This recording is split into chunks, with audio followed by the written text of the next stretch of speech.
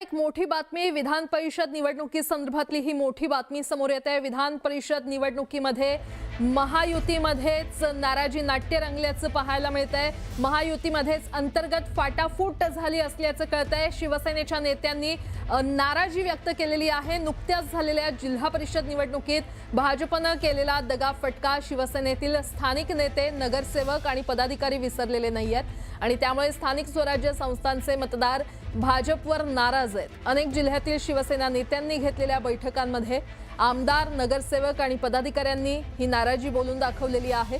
सातारा, सांगली, सोलापूर, नाशिक, जळगाव, छत्रपती संभाजीनगर आणि रायगडमध्ये जिल्हा परिषदेच्या निवडणुकांमध्ये सत्ताधारी भाजप विरुद्ध शिवसेनेत जोरदार जुंपलेली पाहायला मिळाली। तर साताऱ्यात तर मंत्री शंभूराज देसाई आणि राष्ट्रवादीचे मंत्री मकरंद आबा पाटील यांना झालेल्या धक्काबुक्कीचे तीव्र पडसाद विधानसभेत उमटले।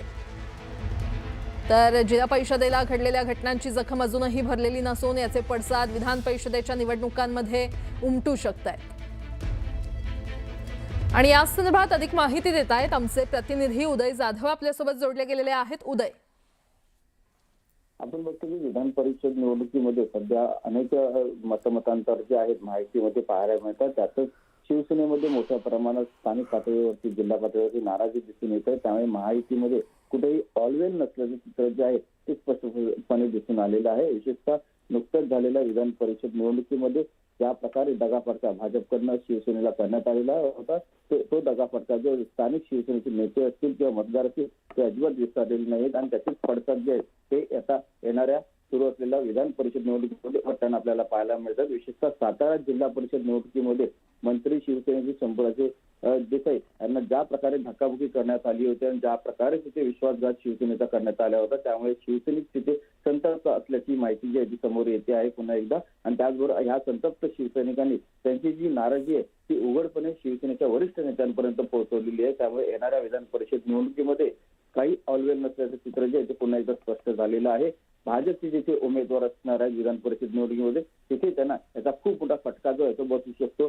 फक्त शिवसेनाच नाहीये तर राष्ट्रवादी काँग्रेस जे आहे त्यांचा देखील खूप मोठ्या प्रमाणात नाराजी आहे ती दिसून येत आहे। कारण मकरंद आबा पाटील हे देखील मंत्री होते, त्यांना देखील मोठा दगाफटका तिथे सातारा जिल्ह्यामध्ये सहन करावा लागलेला आहे। साताराच नाही तर सोलापूरमध्ये देखील अशीच परिस्थिती आहे। त्यामुळे कुठेतरी खूप मोठा दगाफटक्याला भाजपला सामोरे जाऊ शकतं। त्यामुळे ही सगळी जी नाराजी आहे ती कशी मिटवणार याकडे आता महायुतीचं लक्ष लागलेलं आहे। कारण भाजपला जर त्यांचे उमेदवार निवडून आणायचे असतील तर त्यांच्या सहकारी पक्षाची त्यांना खूप मोठी मदत जी आहे स्थानिक पातळीवरती लागणार आहे। मात्र स्थानिक पातळीवरती नेतेच जर भाजपवरती नाराज असतील, त्यांची नाराजी दूर करण्यासाठी स्वतः भाजपच्या वरिष्ठ नेत्यांना आता पुढे यावं लागणार आहे। ठीक आहे उदय, धन्यवाद या संपूर्ण